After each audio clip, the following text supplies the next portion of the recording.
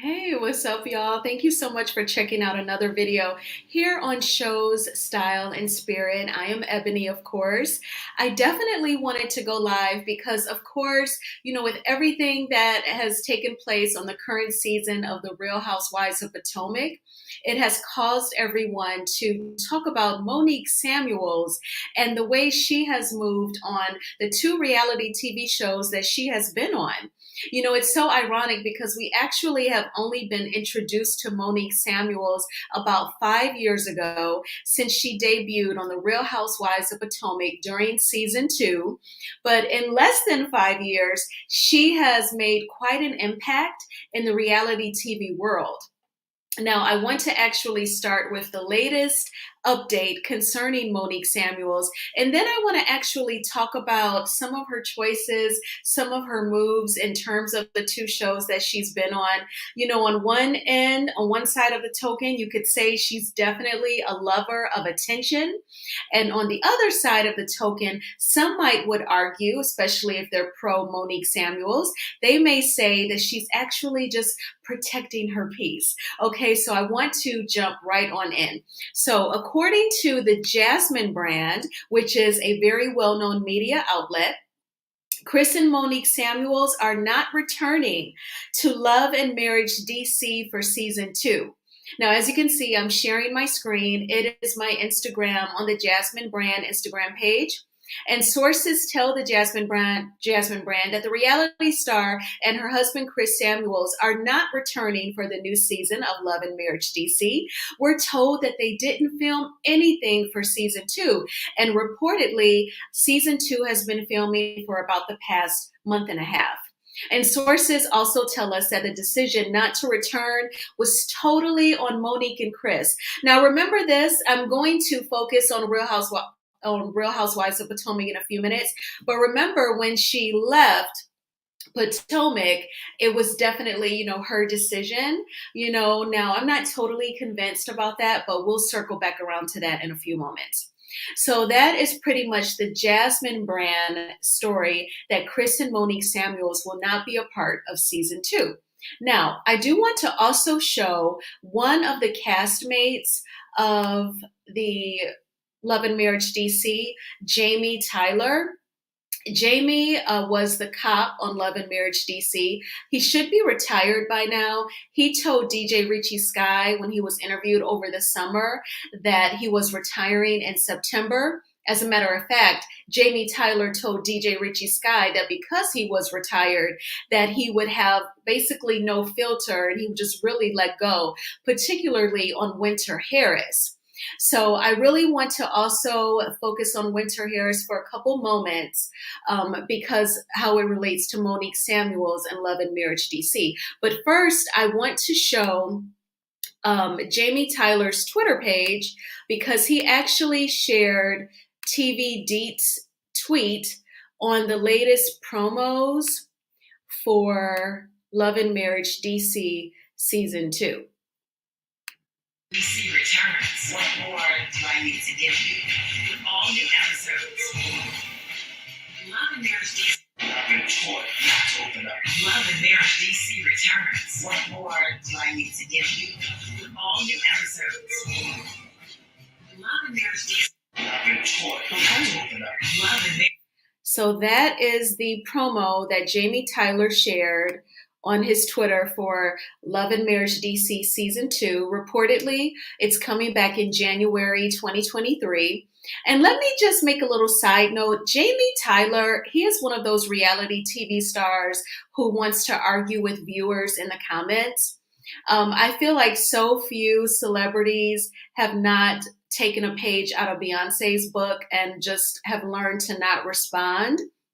But Jamie Tyler, he reminds me of Kelly Dodd from The Real Housewives of Orange County, or Candace from Potomac. She used to go back and forth with viewers sometimes on Twitter. And I get it, being human, you're going to get tired of the disrespect and the fuck shit. But then you also, when you're like on television, you're known on a national scale. I guess you also have to learn, though, the skill of just ignoring the bullshit, ignoring people who can barely type a complete sentence together, let alone they're judging you. I say that to say, when I found that promo for Love and Marriage DC season 2, I also saw Jamie Tyler tweeting saying, yeah, I'm seeing all these comments saying our show was boring, our show was boring. But yeah, what network is following you all and doing a show about your lives? Yeah, I'll wait. So he goes back and forth. And to me, you're operating from a place of pride when you have to go back and forth with strangers on social media. So what, Jamie, if they say Love and Marriage DC was boring? Do I feel like you all have really solidified your feet in the ground of reality TV? Not quite. But definitely Jamie Tyler is vocal. So is Ashley and DJ Quicksilva. I do feel like Ashley Silva, she is like reality TV gold. Monique Samuels has even said that about Ashley on one of her IG lives. She's beautiful. She's vocal. She speaks her mind. She's married with kids. And so I do feel like she could definitely command a scene. But my personal favorite from Love and Marriage DC was Winter Harris. And the reason why I feel like these points are so important is because that it was expected for Monique Samuels to actually be the star of Love and Marriage DC. Out of the entire cast, of course, Monique and Chris were the most well known. However, once we saw from the show how she interacted with Chris, actually the two favorites were Ashley and Winter. Some people really loved Ashley. She's very entertaining, very vocal. She has some quick reads. She does like to drag. The drama, Ashley. But for an actual real storyline that some people could relate to, and she's very bubbly and sweet, is Winter Harris. This summer, Winter Harris, she did not just have a press day or press week, it was more like a press month. Even my channel, Show, Style, and Spirit, I got the lovely chance to interview Winter Harris a few months ago. She was totally a vibe. We talked about hair and how I didn't understand why Arena Tyler actually said, oh, Winter must be going through some things because she shaved the side of her head. And, I talked about, I thought that was really lame. Like maybe you just wanted to shave the side of your head. Maybe you wanted to do something a little different, and she was just a total vibe. We talked for over an hour. Definitely check out that interview here on Show, Style, and Spirit. But it was totally expected for Monique to be the star of Love and Marriage DC. But instead, we kind of saw Monique disrespecting her husband, Chris. It seemed like she would gaslight him. She was annoyed with him. And then it kind of supported the rumors that her former best friend, Gigi, said that allegedly, Monique told her that she was no longer attracted to Chris and that there was the alleged affair. Those were, Gigi's words. And so it was very uncomfortable to watch at times. And I remember Monique Samuel saying in interviews that, she'll just take it. She'll deal with the edit that the producers gave her on Love and Marriage DC. Now, I feel like you have to give the editors material to edit. You have to give them something to edit in order for it to come across that way. It's not like they've hired a Monique Samuels lookalike to play you in scenes where you seem to be talking down to your husband. I think that she didn't understand that, it's not like he was a former W-2 worker and retired, and then Chris Samuels is at home helping out with the kids. He was an NFL player, so he retired at a much earlier age. He's well traveled. He can buy whatever he wants.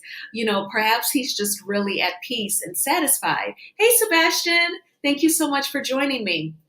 So it kind of felt like Monique Samuels was just bullying her husband, Chris, on Love and Marriage DC. And, I feel like she cannot just blame that on editing. But I want to check out my notes really quick because I want to make sure that I don't forget any points.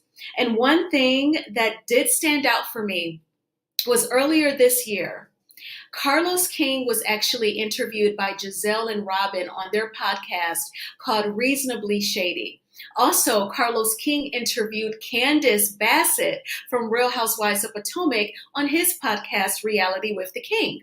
So I bring that up to say, did Monique really appreciate that? Giselle and Carlos King seem to have gotten along. If you've seen the photos this weekend of Portia Williams' wedding to Simon Guobadia, we even saw Giselle and Carlos King posing together.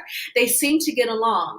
I don't know if Monique Samuels would like that very much. I know that we're all adults here, but sometimes people expect their friends to be territorial about them. If I don't like you, my friends aren't gonna like you. Obviously, Carlos King is not playing that game, but that doesn't mean that Monique didn't feel a type of way.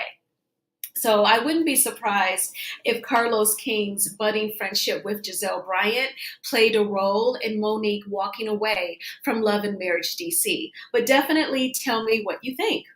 So then there's also, the Real Housewives of Potomac. Now, Monique versus Candace will go down in history as one of the biggest disputes in reality TV history. That's my note that I wrote down. So Monique and Candace fans alike are divided on who started the fight. Now, in my opinion, it started out verbal. We all know that Candace can read, okay? And so it started out verbal. And Monique felt like Candace's fingers were in her face. And then Monique started flicking Candace's hair. I never did like that. I remember the first time watching that episode, I thought to myself, you're physically touching Candace. You are flicking her hair. This is going to go sideways. We already knew about the fight. So it was so interesting because they filmed season 5 of The Real Housewives of Potomac. They fought.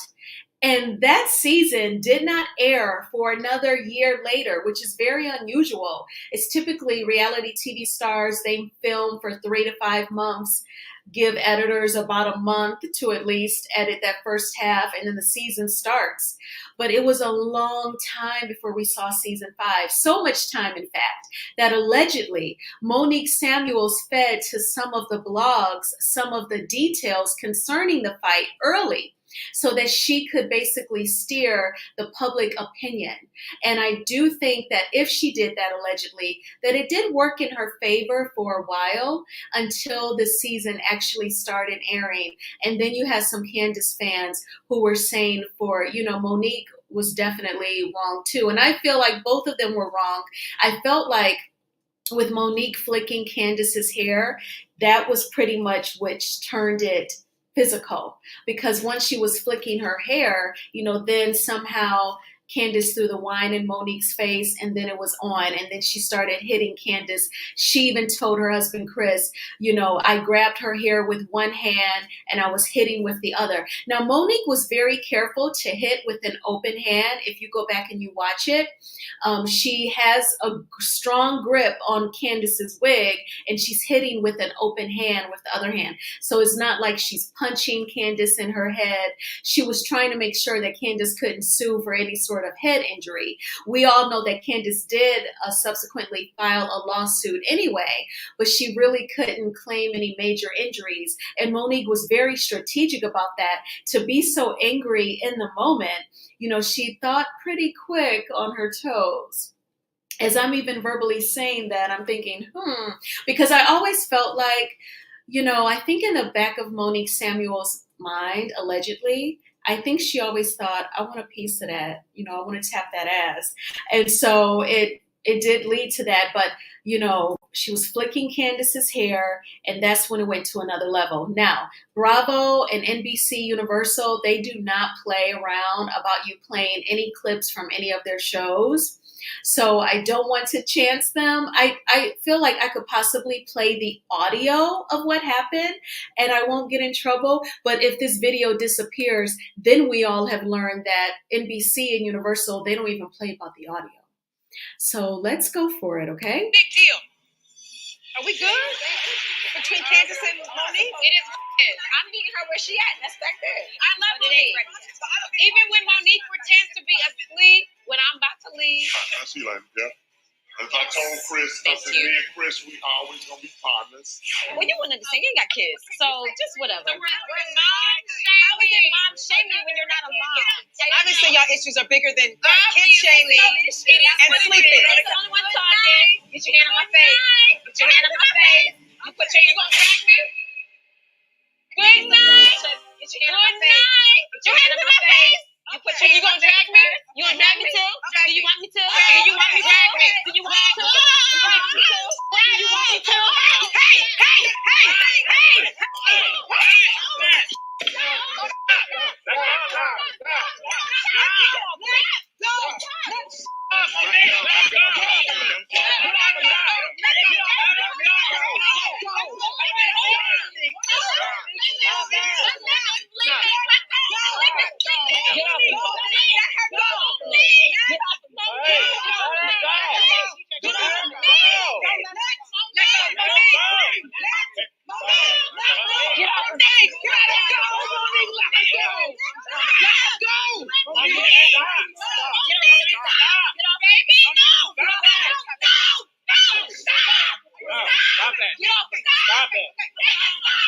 Stupid bitch.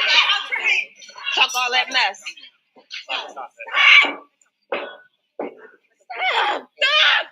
Get the hood rat ass bitch out of here. What happened? The whole building is shaking. What the? Okay.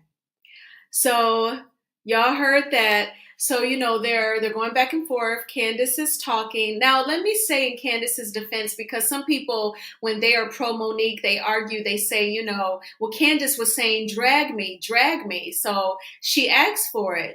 Well, they're also filming a reality TV show. Some people are not going to get along. There's a difference between verbally arguing with someone and then taking it to a physical level. And I do feel like, you know, Monique took it to the physical level. So they were going back and forth. And, you know, she said, I love Monique, although she pretends to be asleep when I'm leaving. And she goes, well, you don't have kids, so you don't understand. Like Monique was saying she was tired because she has kids. And Candace said, you're mom shaming. Monique said, how is it mom shaming when you don't have kids? I thought that was funny. And then, you know, they're still going back and forth. Candace says, drag me, drag me. Monique said, get your hands out my face. Candace keeps talking. Monique flicks the hair. Candace throws the wine, and then it's on. Grabbing the weave, open hand. Multiple people are trying to separate them, but Monique has a strong grip on Candace's wig, and it's multiple people telling her to let go. And then finally, they're able to separate them, and Candace was still talking. Get the rat ass bitch out of here. Get the hood rat bitch out of here. So it was a lot of smack talking. Yes, it was. But I do feel like Monique took it to a physical level. And if anyone wants to come up, I definitely invite you. I am, of course, a teeny tiny platform, so people don't know that I'm talking about this. The larger platforms, the Scotty by Natures, Jeremy Speaks TV, you know, people definitely get into it. But Sebastian, if you're still watching, definitely I invite you to come on up and to give your thoughts on this. So this is definitely polarizing with Candace and Monique. Everyone who's pro Monique, they say Candace was talking that smack. But for people who are pro Candace, they're like, you know, Monique is definitely not innocent. I feel like they're both wrong. I'm leaning more towards Monique making it more physical. And you are on a reality TV show, so you're expected to experience some drama. Humans are not going to always get along, but then there's also a level of self-control that you do sort of should possess, right? So let me know, for all of you who will be catching the replay, you know, what do you think? I do feel like with Monique, I do feel like she enjoys being on television, right? I mean, there was a point before that fight aired where she was pretty popular on The Real Housewives of Potomac, especially her famous line when Giselle said, you don't have a home, and Monique said, well, I have 4 homes. People loved her because they felt like, you know, she had more than Giselle Bryant had materially, and they always assumed that Giselle did not like Monique Samuels for that reason. So she did have fans, and her Mila Eve essential oils line is very popular. I've heard personally that it's very nice, even all the way down to the packaging, it's nice.